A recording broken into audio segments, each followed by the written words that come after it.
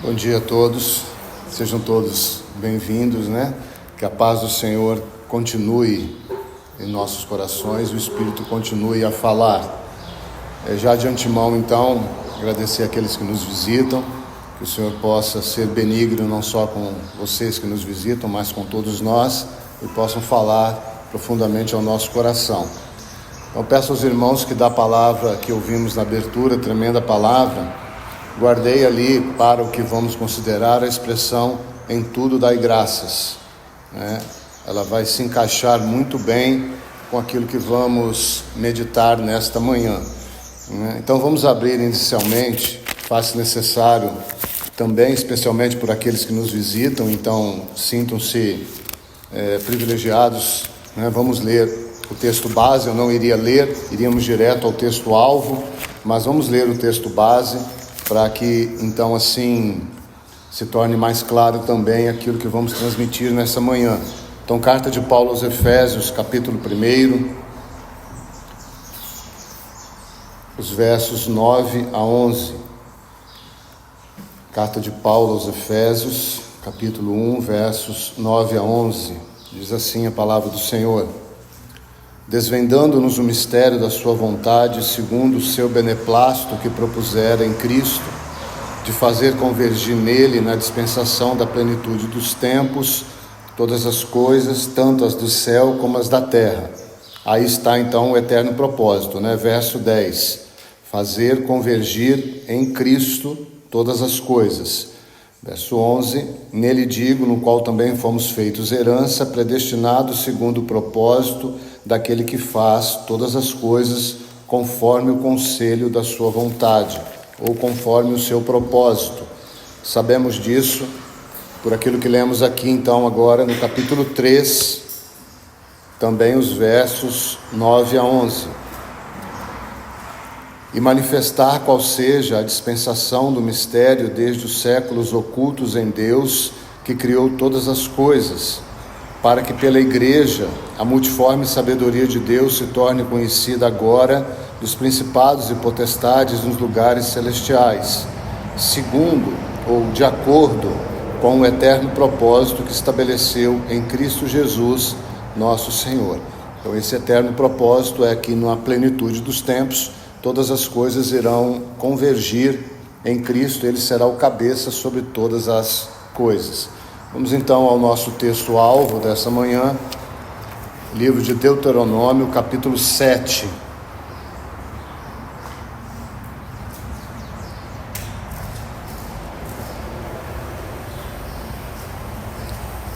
Deuteronômio, capítulo 7. Vamos ler os versos 1 a 11. Nós sabemos que Deuteronômio é o livro que repete as leis que o povo recebeu de um modo literal e histórico lá no Monte Sinai, e aí todas as suas ampliações que foram decorridas depois em Levítico, né, que é o livro das leis. Então Moisés faz como que uma releitura e registra também esse novo momento com uma perspectiva de maior realidade espiritual para aquele povo naquele momento que eles viviam então um relacionamento com o Senhor. Então ele vai dizer assim, capítulo 7, verso 1: quando o Senhor teu Deus te introduzir na terra a qual passas a possuir, e tiver lançado muitas nações de diante de ti, os heteus, os girgazeus, os amorreus, os cananeus e os ferezeus, e os heveus e os jebuseus, 7 nações mais numerosas e mais poderosas que tu, e o Senhor teu Deus as tiver dado diante de ti para as ferir totalmente, as destruirá. Não farás com ela aliança, nem terás piedade delas. Gostaria que o irmão destacasse essa expressão aí. Não ou nem terás piedade delas. Nem contrairás matrimônio com os filhos dessas gerações. Não darás tuas filhas e seus filhos, nem tomarás suas filhas para teus filhos, pois elas fariam desviar teus filhos de mim, para que servissem a outros deuses, e a ira do Senhor se acenderia contra vós outros. Essa expressão também aí, a ira do Senhor se acenderia contra vós outros. Aqui seria contra o povo desobediente. Pois elas os fariam servir contra vós outros, e depressa vos destruiria. Porém assim lhes fareis: derribarei os seus altares, quebrareis as suas colunas, cortarei os seus postes ídolos e queimarei as suas imagens de escultura. Porque tu és povo santo ao Senhor teu Deus. O Senhor teu Deus te escolheu para que ele fosse o seu povo próprio de todos os povos que há sobre a terra. Não vos teve o Senhor afeição, nem vos escolheu porque fosseis mais numerosos do que qualquer povo, pois éreis o menor de todos os povos, mas porque o Senhor vos amava e para guardar o juramento que fizera a vossos pais. O Senhor vos tirou da mão com mão poderosa e vos resgatou da casa da servidão, do poder de Faraó, rei do Egito. Saberás, pois, que o Senhor teu Deus é Deus, o Deus fiel, que guarda a aliança e a misericórdia até 1000 gerações aos que o amam e cumprem os seus mandamentos, e dá o pago diretamente aos que o odeiam, fazendo-os perecer. Não será demorado para com o que o odeia, prontamente lhe retribuirá. Guarda, pois, os mandamentos e os estatutos e os juízos que hoje te ordeno cumprir. Vamos ter mais uma palavra de oração. Pai bendito, mais uma vez nos colocamos aos teus pés como assembleia, Senhor, assentados, ó Deus, para por fé, pela ação do teu bendito Espírito Santo, ouvir a tua voz. Então, Senhor, adestra a nossa língua, abre os nossos ouvidos, ara o nosso coração, para que a tua boa palavra caia como semente e possa produzir já neste dia frutos de arrependimento, Senhor, para que juntos possamos cada vez mais nos aproximarmos do Senhor e uns dos outros. Aprendamos a amar o Senhor sobre todas as coisas e amar ao próximo como o Senhor o amou. Então nos ajude, ó Deus, tome a tua palavra, fale ao nosso coração e que de fato, ó Deus, uma palavra de gratidão, em tudo dai graças, possa habitar continuamente no nosso coração e ser transmitida frequentemente no nosso falar. Então nós suplicamos, Pai, o Senhor mesmo nos capacite para isso. Sabemos que é indispensável, como já ouvimos, que o teu bendito Espírito Santo não esteja triste em nosso meio com as nossas vidas. Então leva-nos para mais perto de ti, para que possamos ouvir cada vez mais claro o teu falar. Te agradecemos por cada vida aqui presente, por aquelas que não puderam estar e gostariam de estar, Senhor. Também por todo o teu povo reunido em face a esta terra, todos aqueles que se reúnem debaixo do governo do teu nome. Nós te bendizemos e nos entregamos a ti e oramos, Jesus, em teu precioso nome. Amém. Então, para os que estão tomando nota, é o nosso 69º tempo em torno deste assunto. Assunto tal é contemplando o eterno propósito nas Escrituras. Então, como tenho dito, nós não estamos estudando o eterno propósito, nós estamos buscando ver aquilo que citei de Efésios 1:10, que é o eterno propósito, aquele momento que o Senhor será manifesto em glória e todos estarão encabeçados por Ele. Toda a glória será manifesta, então, através da vida dele, e por infinita misericórdia, isso também nos inclui, porque nós somos feitos corpo dele, que é o cabeça da igreja.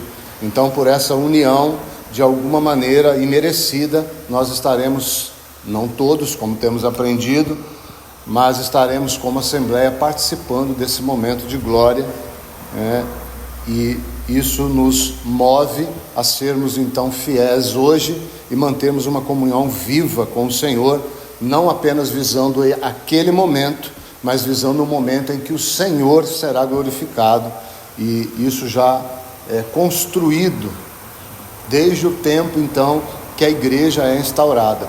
todos os movimentos da igreja visam a glória do Filho, porque todo o movimento de Deus o Pai visa a glória do Filho, né? Então, para aqueles que estão anotando, hoje nós vamos tocar um pouco sobre soberania, justiça e glória de Deus. Texto base, então, esse que nós lemos de Deuteronômio 7, os versos 1 a 11. Soberania, justiça e glória de Deus. Obviamente, são temas, todos os três, justiça, glória e soberania, são temas que temos abordados quase que continuamente. Já o fizemos de vários ângulos, né? E louvado seja o Senhor por essa multiforme graça ou multiforme revelação da sua graça. E entendi do Senhor, então, que quando recebi essa tríade, como sempre fazemos, então, em forma de tríade, tendo como base a Trindade, Pai, Filho e Espírito Santo, entendi de tocar, então, de uma maneira que nós talvez não tenhamos feito ainda, juntando esses três termos, né? Por isso a expressão tão importante que o irmão João trouxe na abertura: em tudo dai graças. Então vamos manter essa expressão viva no nosso coração, para seguirmos com aquilo que então recebi do Senhor e vamos tentar pela graça transmitir. Então a letra A, assim temos feito, letra A, letra B e letra C, essa tríade. Então nós vamos ver um pouco sobre a soberania de Deus. Para essa letra A, vamos abrir, os irmãos se assim desejarem, no Salmo 101. Salmo de número 101, letra A, soberania.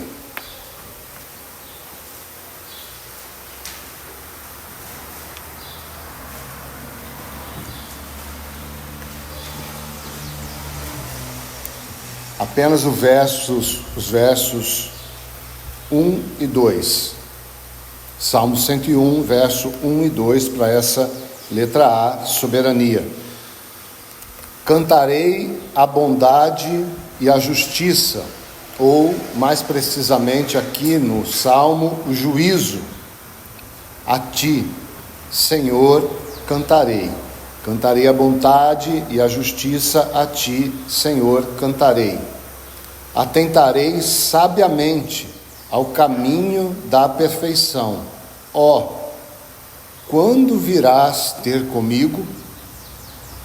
Então, nós temos essa pergunta sondadora que deveria permear todo o nosso dia, né? Nós deveríamos já abrir os nossos olhos com esta pergunta, né? Quando, neste dia, então, virás ter comigo, Senhor?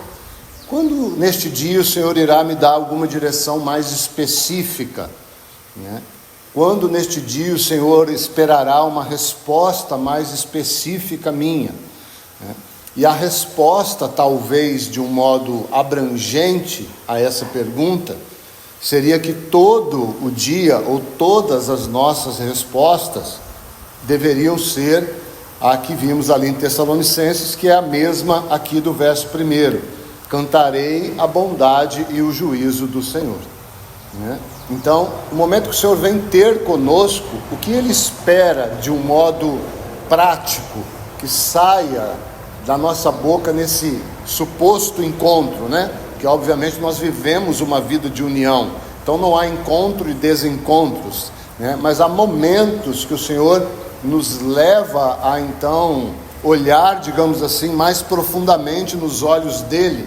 Por exemplo, ele viveu com Pedro muitos anos, mas houve um momento da vida de Pedro, que o Senhor olhou no olho de Pedro e Pedro olhou no olho do Senhor, né? Então é disso que eu estou falando, né? Aquele momento levou Pedro a afastar-se e chorar amargamente, porque todo aquele olhar trouxe a Pedro tudo que Pedro tinha vivido com o Senhor, até aquele presente momento, e especialmente momentos antes àquele olhar, que foi o momento que Pedro tinha negado o Senhor, né? Então é desse momento que eu estou falando, que não nega em nada os demais momentos, porque como João também leu, orai sem cessar. Há um momento do dia que você tira 10 segundos, 15 segundos, 1 minuto, não importa, isso é você com o Senhor, que você tira um momento para orar com o Senhor.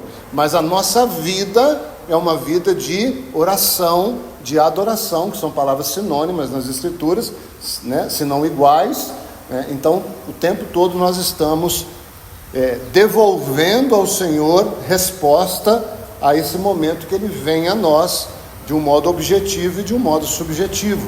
De um modo fatual, Ele está dentro de nós, e de um modo experiencial, Ele nos toca em momentos específicos com arranjos, situações, palavras, olhares, né? Todas essas coisas naturais aos nossos olhos, mas que aos olhos do Senhor são todas extraordinariamente preparadas por Ele, né? Então, vamos destacar aqui inicialmente essa expressão bondade e juízo. Como disse a palavra justiça aqui, no original ela se aproxima mais de juízo, né? Porque pelo discorrer de todo o contexto, você vai ver que está falando de uma bondade e de um juízo, do Senhor ser bom e ao mesmo tempo precisar exercer juízo.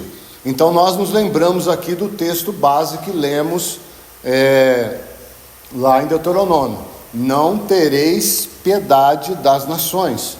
Então nós estamos vendo a bondade de Deus, certo? E nós estamos vendo o juízo de Deus, e eles andam em perfeita harmonia. Normalmente isso não acontece conosco, porque já por começar nós não somos bons. Por não sermos bons, o nosso juízo é falível, né? Ele é fraco, limitado e normalmente tendencioso a nos autoproteger e não a de fato exercer um juízo equitativo de modo geral, tá? Então, destacar aqui a bondade e o juízo de Deus. Então, quando nós pensamos nessas duas realidades, nós estamos pensando num fragmento, porque nós poderíamos expandir muito mais aqui, num fragmento do caráter de Deus. Então Deus, no que toca ao que estamos vendo aqui, Ele é tanto bom quanto juiz, e isso de uma forma totalmente equilibrada, totalmente perfeita. Quando você lê, por exemplo, o capítulo 11 de Romanos, nós não vamos fazer, ele está tratando ali, no final de uma sessão escatológica, dentro da sessão doutrinária de Romanos, a relação então do povo judeu e do povo gentil. E ele vai dizer então que endureceu o coração do povo judeu, porque eles não o receberam como Senhor. E ao endurecer o coração do povo judeu para gerar ciúme, nesse coração duro, ele introduz a geração gentia, que somos nós, né? Esse tempo que vivemos agora é o tempo da nação gentia, até que se cumpra, e depois nós tenhamos então a última semana que toca aí possivelmente a grande tribulação. Por que eu estou dizendo isso? Porque ele vai dizer para Israel que ele foi endurecido porque eles não foram responsáveis. E ele vai dizer para o povo gentil que eles foram acolhidos por conta do amor de Deus.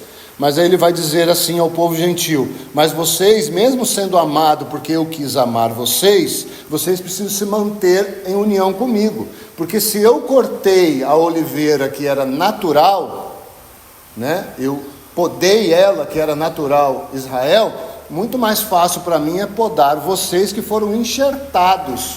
Lembra da adoção que estudamos, né, na quarta-feira? Vocês que foram enxertados na oliveira. Então é muito mais fácil. Ele está falando isso de um relacionamento de juízo, não tem nenhuma relação com salvação. Graças ao Senhor, isso é muito claro no nosso meio, essa relação de recompensa e salvação bem distinto, porque ali ele está tratando disso, porque uma oliveira ou, né, qualquer planta, quando o viticultor a planta, ele espera que dê então ali frutos bons e não frutos ruins, tá? Então você planta a videira, no exemplo da videira de João 15, você espera que dê uvas doces e não uvas amargas, né? Então é disso que ele está falando. Ele está falando que o povo judeu que cria, né, ou pelo menos deveriam crer, deveriam ter reconhecido e não reconheceram. E a igreja que agora está unida precisa se manter reconhecendo o Senhor, senão o juízo sobrevirá também sobre eles. E esse é um juízo aí familiar, que também já temos bastante clareza, que é o tribunal de Cristo e não o trono branco de Apocalipse 20. Então ali no verso 23 do capítulo 11 de Romanos 11, 23, está descrito assim: considerai. Aí ele vai falar de um modo geral, tanto para um quanto para outro povo. Considerai tanto a bondade quanto a severidade de Deus. Então os irmãos já perceberam que eu estou conduzindo a soberania, tentando trazer a realidade que o Senhor é bom, mas Ele também é justo, ou severo, né? Nas palavras de Romanos 11, né? Obviamente nós nunca devemos aplicar essas palavras que a Bíblia aplica a Deus, a nós, porque a severidade de Deus, ela sempre é justa, a nossa não. Nós somos severos, né? Quando nós partimos do pressuposto, nós queremos ser satisfeitos, né? Por aquilo que achamos que é bom para nós. Deus não é assim. Deus é severo porque Ele sabe o que é bom para nós, e não somente para Ele. Então a severidade dele nos conduz a um lugar onde é bom para nós, porque se Ele nos deixa solto, como muitos pregam um Deus solto, né, um Papai Noel, essa libertinagem irá nos conduzir a um lugar onde não será bom para nós. E Deus está preocupado com ser bom para nós, no sentido de que nós vivamos para aquilo pelo qual Ele nos criou, e não para aquilo que nós achamos ser bom à luz do contexto, entre aspas, do mundo em que vivemos, e não da nossa pátria celestial. Então a severidade de Deus, ela é ainda assim justa, reta e fiel, né? Porque Ele está pensando no que é bom para a igreja. Então, deixando isso, pegando a palavra em si, então, Ele vai ser severo, né? Ainda que continue justo, para aqueles que se mantêm distante dele, no caso, aqueles que não o reconhecem como seu Senhor e Salvador. Há um tipo de severidade, né? E a bondade será manifesta então para a igreja, mas segundo Romanos 11, porque nós estamos falando de experiência, se a igreja se mantiver em uma vida real de união com ele. Senão ele entra com a severidade, que é algo positivo nesse caso, para que então aqueles da igreja que não estão em plena união podem voltar a ter um coração ensinável e manter esse relacionamento com Ele. Então, de introdução com relação à soberania de Deus, no que eu estou falando, então essa soberania de Deus, ela não é uma soberania que só pensa em manifestar um Deus bom. A soberania de Deus manifesta um Deus bom e justo, tá? Então abra comigo mais uma vez no livro de Deuteronômio, capítulo 32 agora.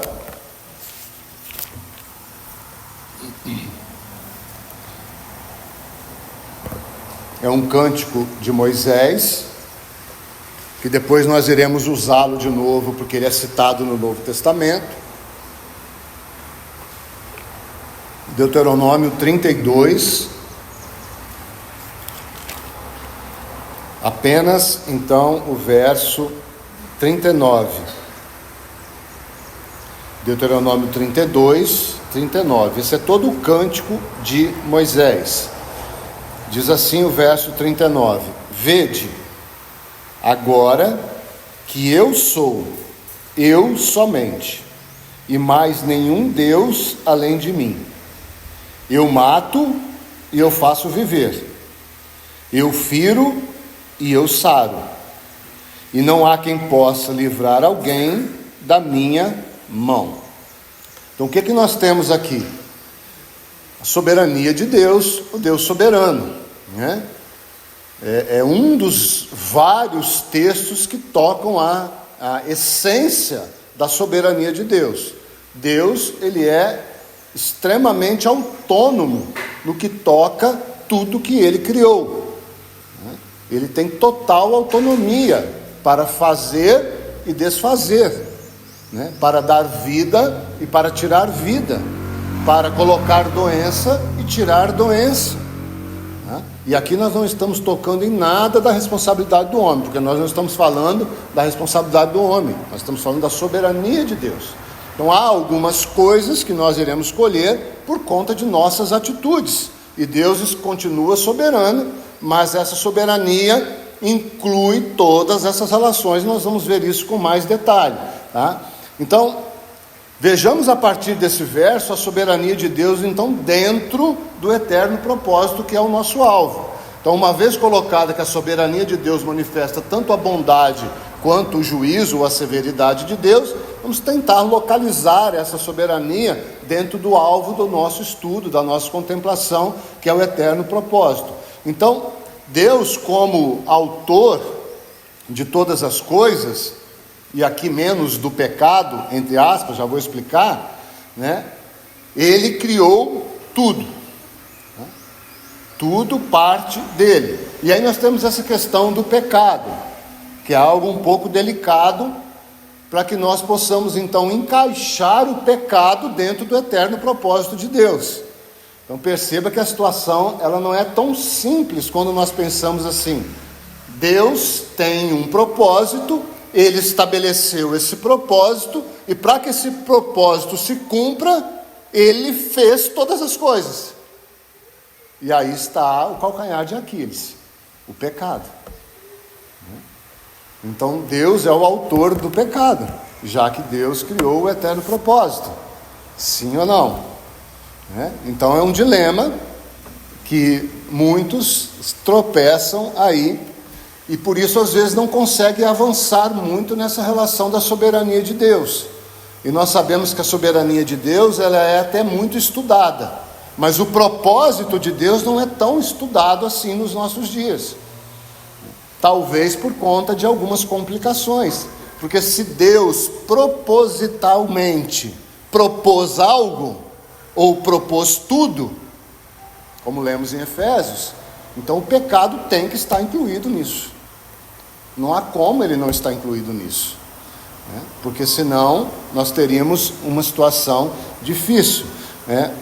Então o pecado está dentro do eterno propósito de Deus, porque se o pecado estivesse fora do eterno propósito de Deus, nós teríamos que assumir algo como pessoas, especialmente como explicadores.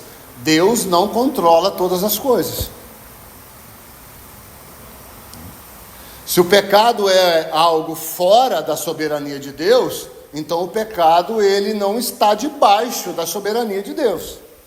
E aí nós temos um problema. Deus não se torna ou não é mais soberano. Porque soberano consiste em ser um ser que governa tudo. Então nós começaríamos a ter consequências. Então nós teríamos que assumir que Deus não controla todas as coisas. E aí então também Deus não controla, segundo a sua soberana vontade, as consequências do pecado. Então se o pecado existiu à parte de Deus, como uma força isolada, então nós teríamos que assumir que o pecado e tudo que ele gerou nesse mundo seria mais poderoso do que Deus. Então acho que os irmãos estão percebendo simplesmente o que eu quero colocar. Que quando nós abrimos a nossa boca e falamos que Deus tem um propósito eterno, às vezes nós não, e nós estamos fazendo isso hoje, né? Mas às vezes nós não paramos para pensar nas consequências de tudo que nós afirmamos como doutrina. E nós vamos aprender como que nós vamos lidar com isso, né? Porque não basta dizer, porque muitos dizem assim: Deus amou o mundo, né? É uma frase tão linda, inclusive é bíblica. Mas se Deus ama tanto assim o mundo, por que o mundo está do jeito que está, se Deus é todo poderoso? Você já deve ter ouvido questionamentos assim. Se Deus é tão bom, por que há tanta fome, tantas crianças morrendo, né?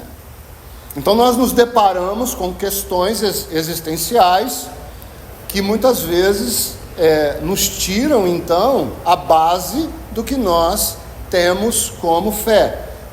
Um parêntese: você não precisa explicar tudo que você crê, tá, irmão? Isso não é uma regra de fé, tá bom?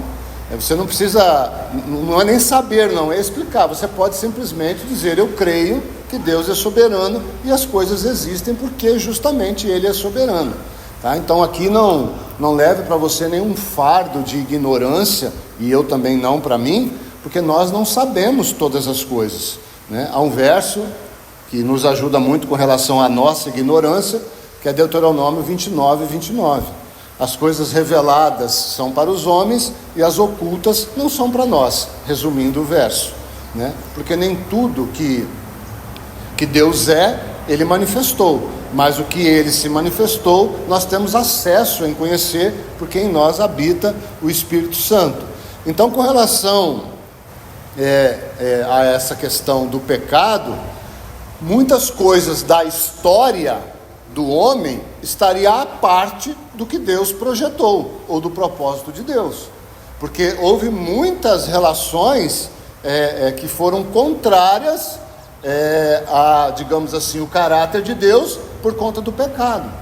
Então nós temos, por exemplo, a expulsão de Adão, né? Ela aconteceu por conta do pecado? Sim. Mas estava fora da soberana vontade de Deus? Não. Por que Adão foi expulso? Porque ele desobedeceu, né? Ele foi incrédulo. Então, o pecado, como prática, é fruto da incredulidade ou da desobediência, ou as duas coisas são iguais, do homem. Então, uma vez que Adão age assim, no plano eterno de Deus, o que Deus já tinha planejado, porque Ele viu na sua pré-existência que Adão iria pecar. Nós temos então, para culminar essa ação de Adão, a reação de Deus, a morte de Jesus Cristo na cruz. Mas se o pecado está fora do propósito de Deus, tanto a vida de Adão a partir do pecado, até tudo que existe hoje, está fora do propósito de Deus. Porque o pecado ele entraria como um concorrente do que Deus planejou. Porque nós limitaríamos o plano de Deus a todos nós vivermos no Éden, a partir de Adão e Eva, aonde Deus viria, como vinha, né, e estaria ali com o seu povo e viveria muito bem. Mas uma força exterior, nós sabemos que vem a partir de Satanás, leva Eva e Adão nessa ordem a pecar, e então agora nós temos uma outra história da qual Deus não participa. E isso não é o que a Bíblia ensina, obviamente. Então nós precisamos admitir que de alguma maneira o pecado estava no propósito de Deus. Isso não faz Deus o autor do pecado, porque o pecado surge, mesmo estando dentro do plano de Deus, a partir da desobediência. E aí surge uma outra pergunta que nós não temos resposta, porque a Bíblia não diz. E se Adão não tivesse pecado? Bom, o se não existe, né? Nós temos a história contada aqui. Então nós não precisamos nos defender dessa pergunta, porque o se não existe, tá? Há um erudito que fala sobre a questão do pecado como estando dentro do propósito eterno de Deus, e ele diz mais ou menos assim. É uma frase que talvez depois você vai ter que retornar ao áudio para meditar, eu não vou ter tempo de me aprofundar nela. Desde toda a eternidade, Deus, pelo inescrutável, sábio e santo conselho da sua própria vontade, ordenou livre e inalteravelmente tudo quanto acontece. Porém, de modo que nem Deus é o autor do pecado, nem violenta a vontade da criatura. nem é alterada a liberdade ou a contingência das causas secundárias antes estabelecidas. Então Deus não é, mas Ele não violenta a escolha do homem, certo?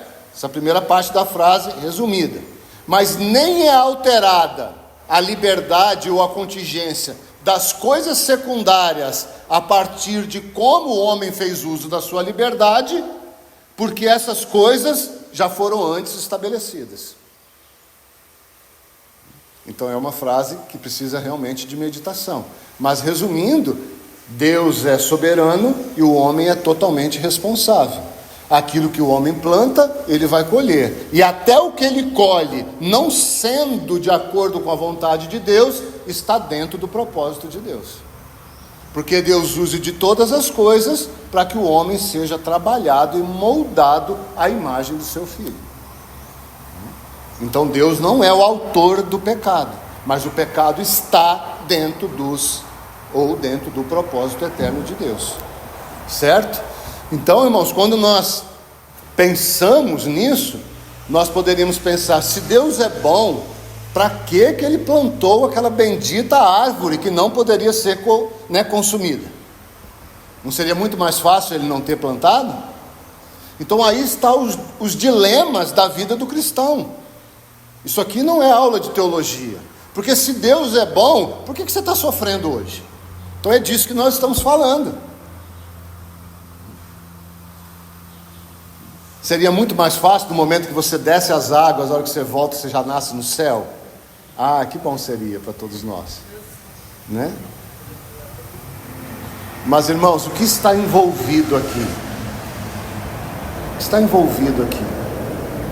Aquilo que nós compreendemos, e não só isso, mas isso também, a recompensa. Nós nos lembramos dos 2 ladrões na cruz, lembra?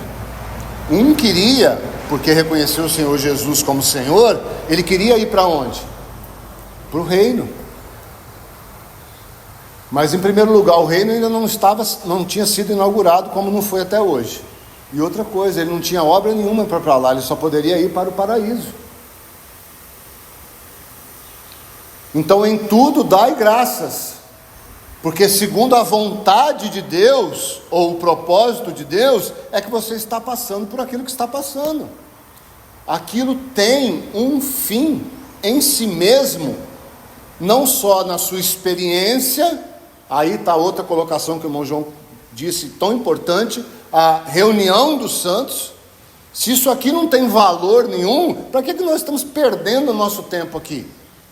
Nós poderíamos marcar 9 horas, todo mundo abre a Bíblia em casa, lê um verso, ora e está tudo bem. Então isso tem valor, tem implicações, não só religiosas ou ritualísticas, vai para muito mais do que isso. Então quando nós falamos assim, não estar aqui é uma desobediência, é uma desobediência, irmãos, não tem como nós negarmos, porque a reunião ela é estabelecida desde a fundação da igreja. Os irmãos se reuniam, os irmãos davam a vida para se reunir, eles se reuniam todos os dias, partiam pão todos os dias, de casa em casa e na sinagoga. Por que não só na sinagoga? Porque dependendo da situação, se eles fossem naquele lugar, que era como se fosse um templo assim aqui hoje, eles eram mortos naquele momento. Então houve um momento que eles tiveram que se esconder em algumas casas para se reunirem. Mas não é disso que nós estamos ouvindo dizer aí, eu e Jesus na minha casa. Não é isso que é o sentido de reunir na casa lá. O sentido é perseguição em primeira instância. E em segunda instância, talvez o favorecimento para atender algumas outras pessoas que não tinham condições de estar em determinados lugares. Então, quando nós pensamos nessa relação, tudo que está envolvido está debaixo da soberania de Deus, manifestando a bondade e o juízo de Deus.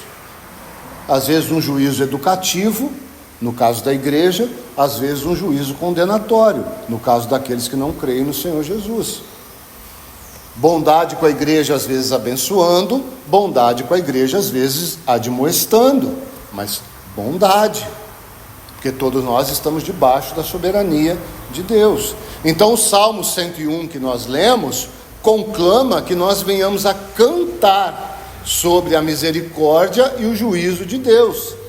Misericórdia então com o seu povo, segundo o seu plano eterno, e aqui no caso de Deuteronômio que nós lemos, capítulo 7, a aliança que havia feito com Abraão. Aonde que essa aliança foi feita no Novo Testamento? Com Jesus.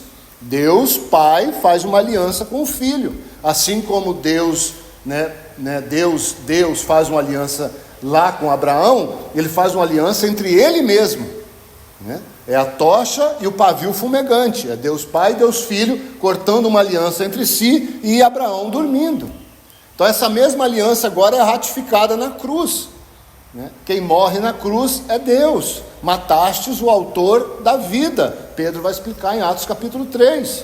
Então Deus está concluindo ou consumando essa aliança, da qual a igreja é beneficiada. Então nós cantamos essa bondade e esse juízo de Deus.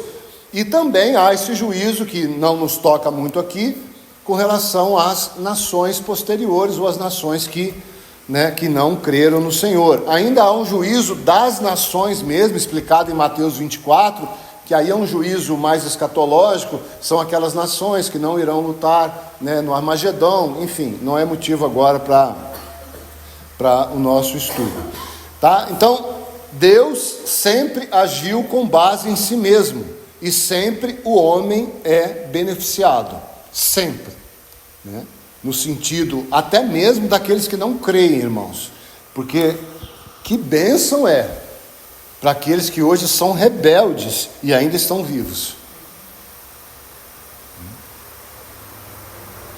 Porque se nós tivéssemos um homem que, tudo bem, ele não crê em Deus, mas ele está alheio a Deus, apático. Não estou falando do ateu, não. Ele é indiferente, não, Deus é bom, está indiferente.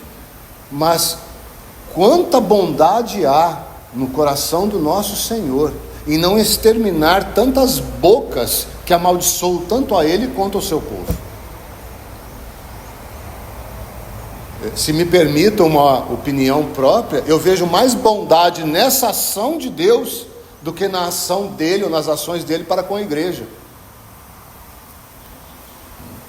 Porque é uma longanimidade de Deus, e a Bíblia vai dizer que a chuva cai sobre o justo e o injusto, o sol nasce para o justo e para o injusto. Que longanimidade de Deus com aquele que... Porque você e eu, minimamente, pela ação do Espírito Santo, minimamente, não ofendemos a Deus. Mas há tantas ofensas explícitas de tal maneira que seria totalmente plausível Deus estender o dedo e aniquilar aquela ofensa. E muitos que nem mesmo seriam cristãos iriam achar aquela ação de Deus certa. Mas Deus tem o tempo para todas as coisas. Tá, irmãos? Então, nós temos essa relação da soberania de Deus. Então, dentro do eterno propósito, Deus controla tudo. Tudo de Deus é manifesto em bondade e juízo. Então, vamos dar mais um passinho então para a justiça. Letra B, a justiça.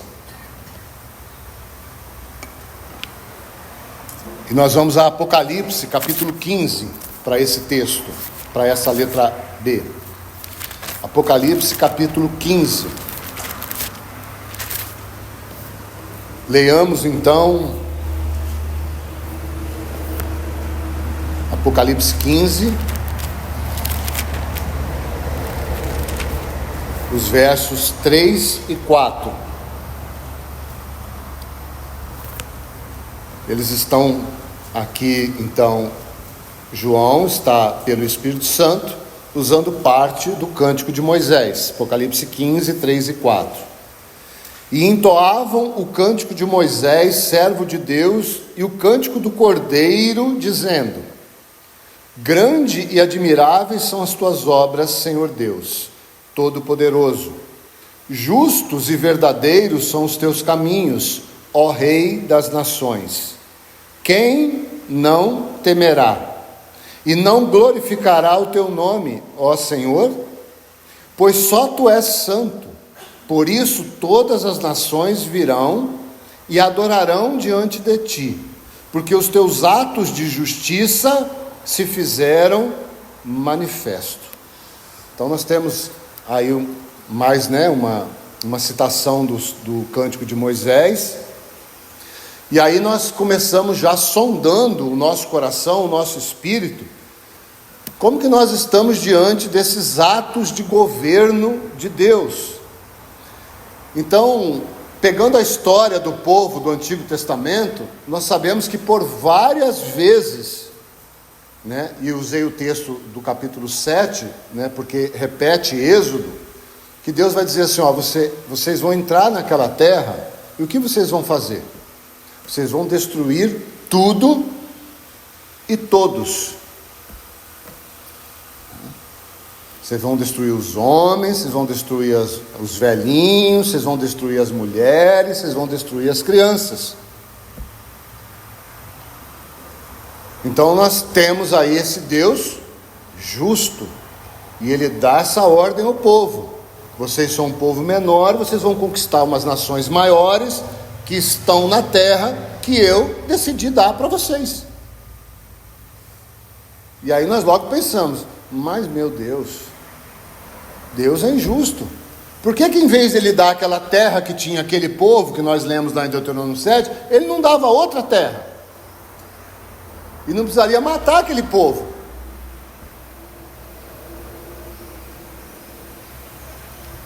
E aí nós começamos, irmãos. E é assim que começa as conjecturas com um Deus justo. Infelizmente nós sofremos sérias consequências da história da igreja, porque muitos atos de injustiça feitas por homens tiveram como fundamento, por eles dito, baseado na justiça de Deus, e não eram. Então atos de injustiça como se fosse a justiça de Deus. Por exemplo, destruir vários povos e tudo mais que nós vemos na história, especialmente aí a partir do 3º século, quando a igreja se une com o poder de Roma, e especialmente vai até os anos de 1500 aí. Há vários filmes, livros que ilustram, essas realidades aí. Coisas feitas em nome de Deus, mas que de Deus mesmo não tinham nada. O irmão João citou isso hoje também. Quantas ações hoje que são feitas como sendo de Deus e claramente, para quase todos os olhos, não tem nenhuma relação com as Escrituras. O que isso faz com a justiça de Deus? Ofende, distorce a justiça, distorce o próprio Senhor. Então, essas pessoas, ou muitas pessoas nos nossos dias, não podem conceber a justiça de Deus, não podem conceber um Deus que não aceita determinados tipos de condutas, e por isso não aceita determinadas pessoas. Aceitaria determinadas pessoas se essas pessoas deixassem determinadas condutas. Estou falando isso de uma suposta conversão.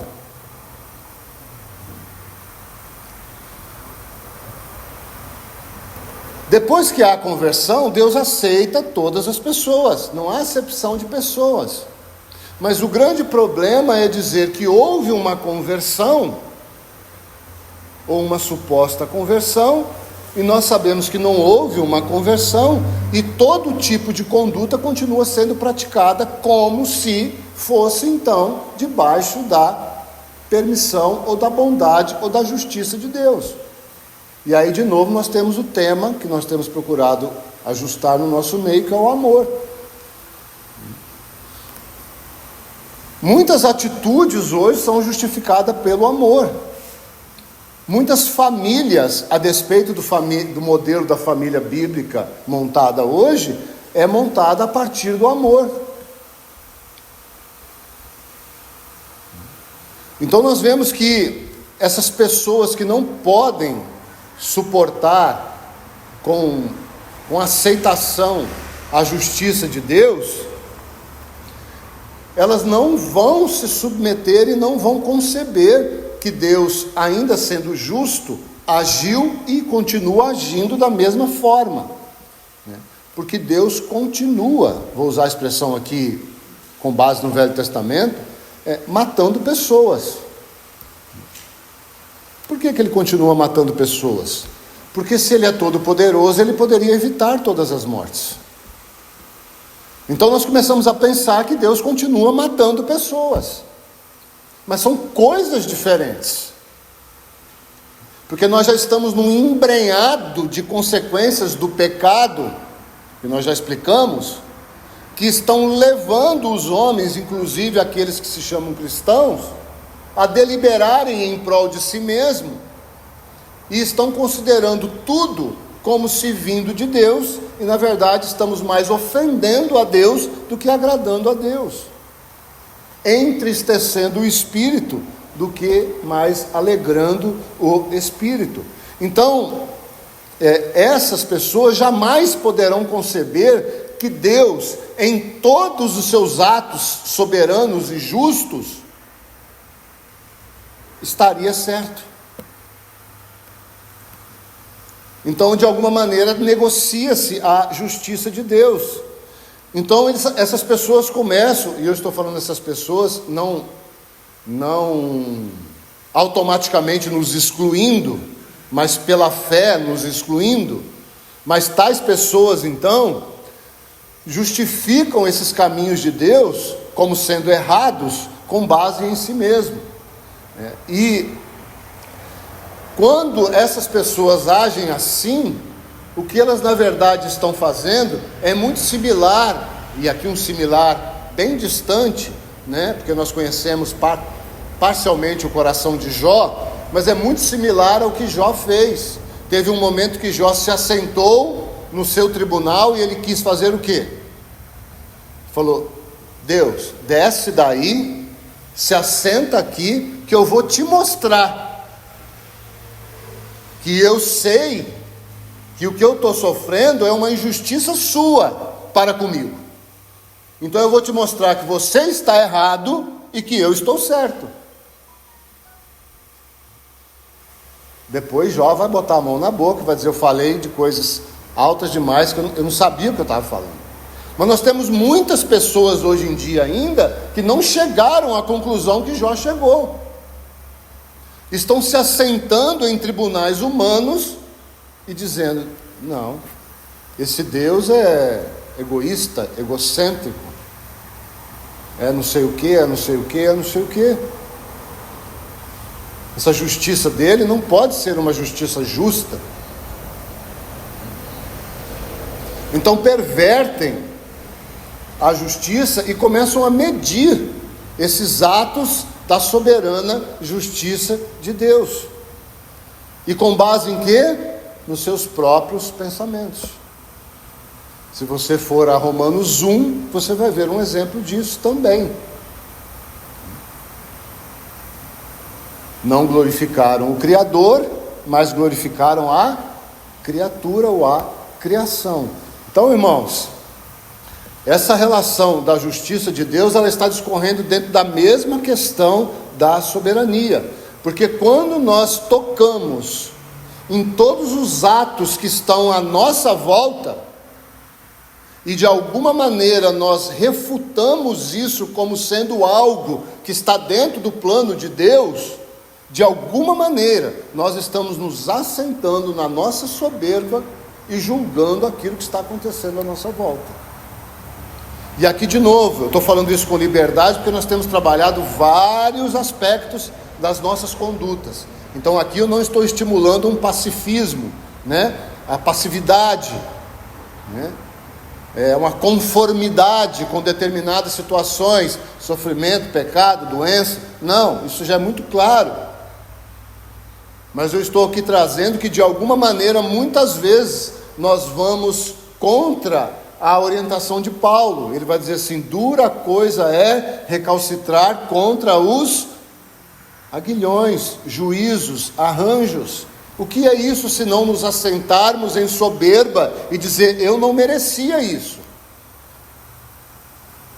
Nós estamos vendo um homem como Saulo, certamente um dos mais intelectuais da sua época, agora tendo que gastar 12 anos da sua vida para aprender aquilo que ele já achava, por saber de cor, que era o certo. Por sua autossuficiência como soldado, que ele poderia fazer tudo sozinho. Então ele vai sofrer várias situações para levar ele a uma reflexão, que a justiça do homem, como nós vimos em Tiago, não provém, vamos colocar assim dentro do que estamos vendo, da justiça de Deus, de um modo geral. Vamos a Lucas capítulo 7.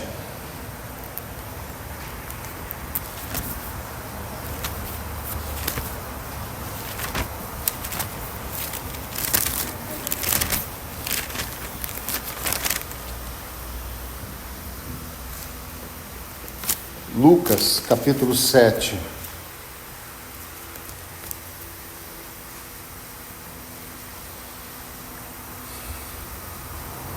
Vamos ver o verso 31 em diante. Aqui, pois, comparareis os homens da presente geração, e a que são eles semelhantes?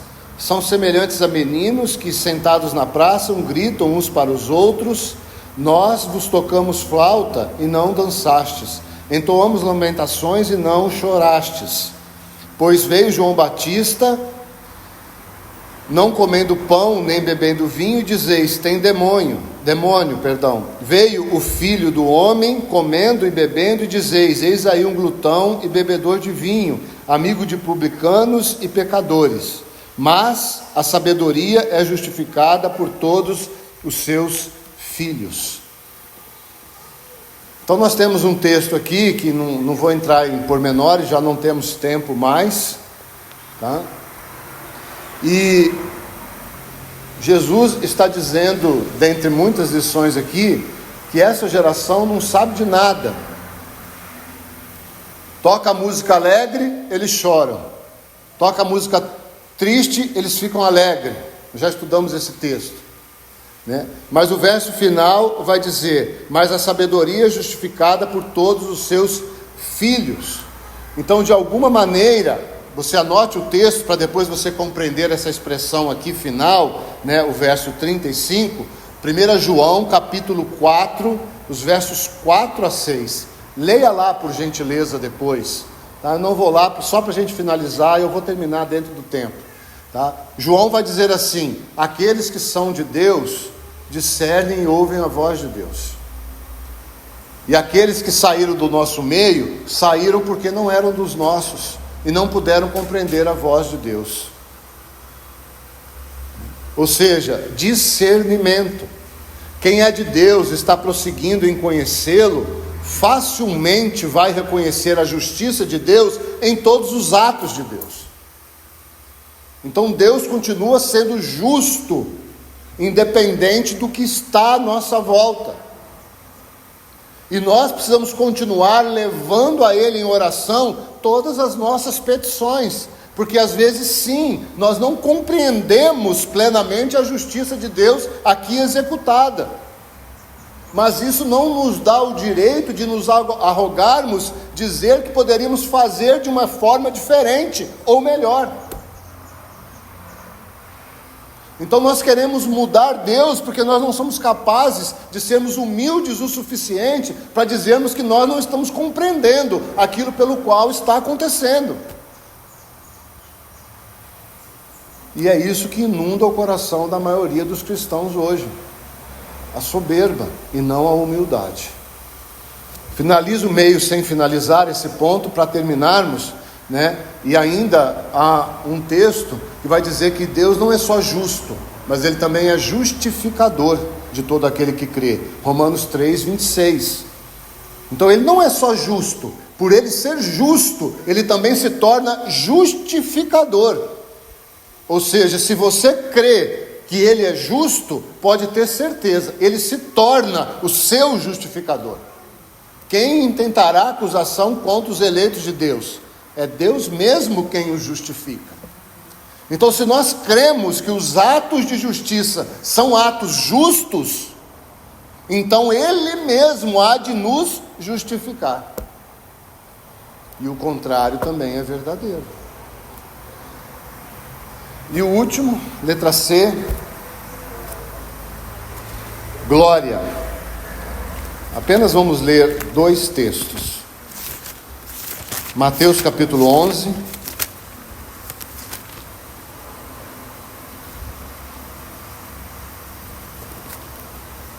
Mateus capítulo 11, verso 6.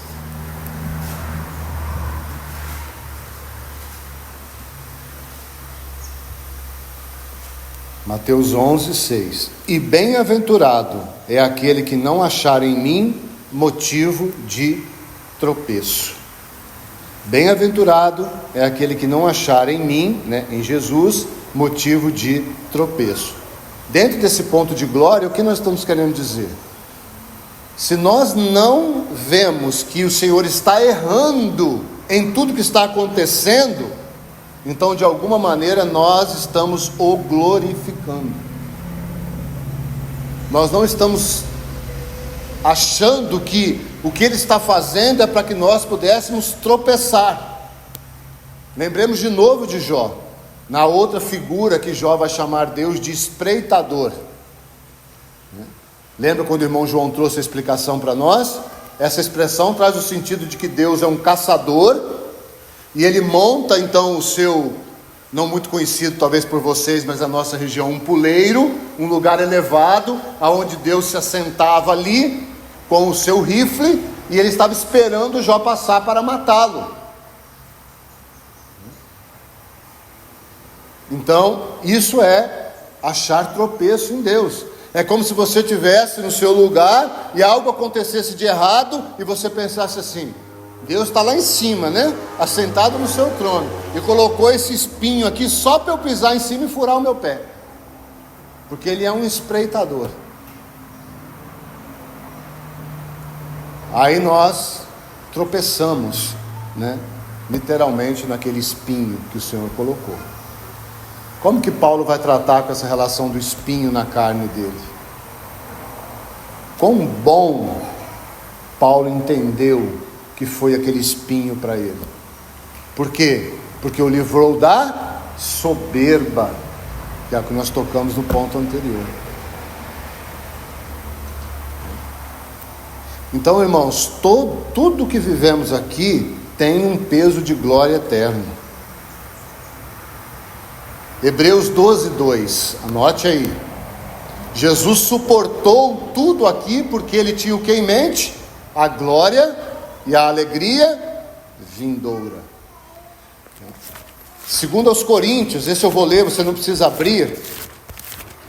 Segunda carta de Paulo aos Coríntios, capítulo 4, verso 16 a 18, diz assim, Paulo escrevendo, então, segundo aos Coríntios 4,16, por isso, não desanimamos, pelo contrário, mesmo que o nosso homem exterior se corrompa, contudo a nossa leve e momentânea tribulação produz para nós eterno peso de glória, acima de toda comparação, não atentando nós nas coisas que se veem, mas nas que não se veem, porque as que se veem são temporais e as que não se veem são eternas. E para terminarmos mesmo, abra no Salmo 136. Eu não vou ler, mas eu quero que você visualize ele aí. Salmo 136.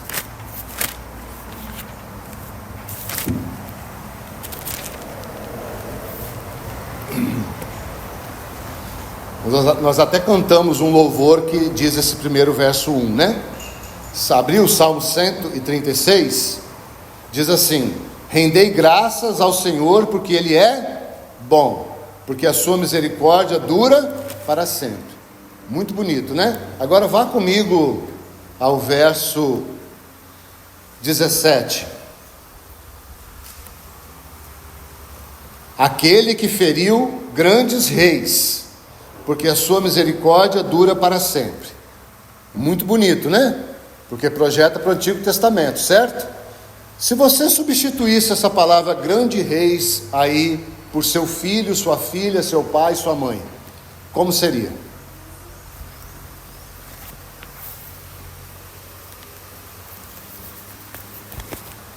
Ainda a misericórdia do Senhor dura para sempre, porque Ele é bom.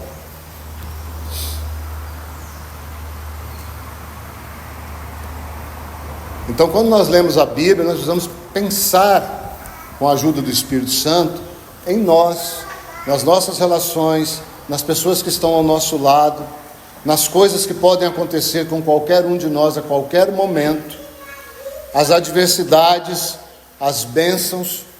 O Senhor continua soberano, a sua justiça continua sendo justa, e tudo que Ele faz vai render glórias ao nome dEle.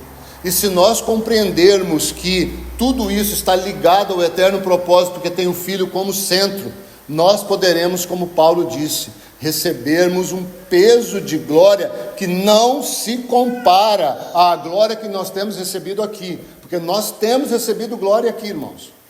Na verdade, nós buscamos glória de homens, e às vezes nós nos vendemos por causa de glórias de homens.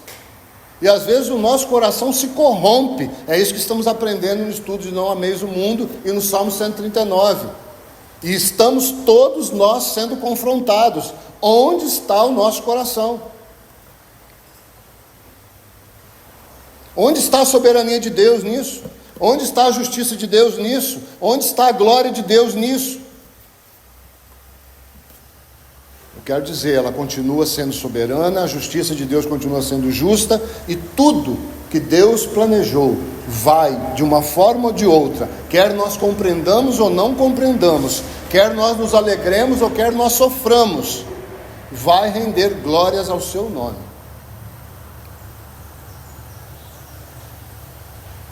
E aqui eu fecho então com uma controvérsia maior ainda, e eu também não tenho explicação e nem pretensão nenhuma de explicar.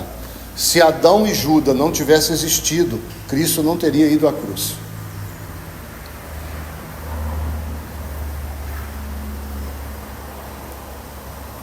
Não há resposta, senão que há um Deus soberano que controla todas as coisas e que estabeleceu todas as coisas para a glória do seu Filho. Eu acho justo o que Deus fez? Eu não sei, irmão, se eu acho justo. Eu sei que Deus é justo. Se Ele é justo, então eu preciso aprender a achar que tudo que Ele faz é justo. E eu sei a partir de mim que muitas vezes eu não concordo com isso.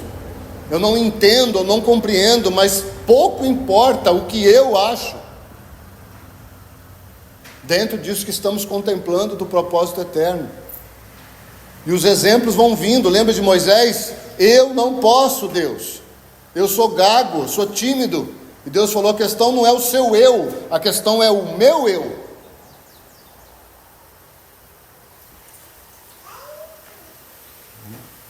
Então nós estamos num tempo de igreja que não se difere em nada das coisas externas aí. Um monte de gente fraca, que não suporta a cruz que precisa carregar. Que ter um trabalho é pesado demais. Mas fica sem ele para você ver o que acontece. Então nós reclamamos da carga de trabalho e Deus nos providencia uma demissão e nós reclamamos porque fomos demitidos. E há uma história tão antiga que eu ouço desde lá outra congregação. O irmão ora para que Deus dê um carro, depois ele não vem na igreja porque vai gastar gasolina. Então, irmãos, ajude-nos o Senhor. O Senhor é soberano, a sua justiça é justa e tudo que Ele faz vai render glórias ao seu nome. Por isso nós estamos estudando e contemplando o eterno propósito, para compreender essas coisas.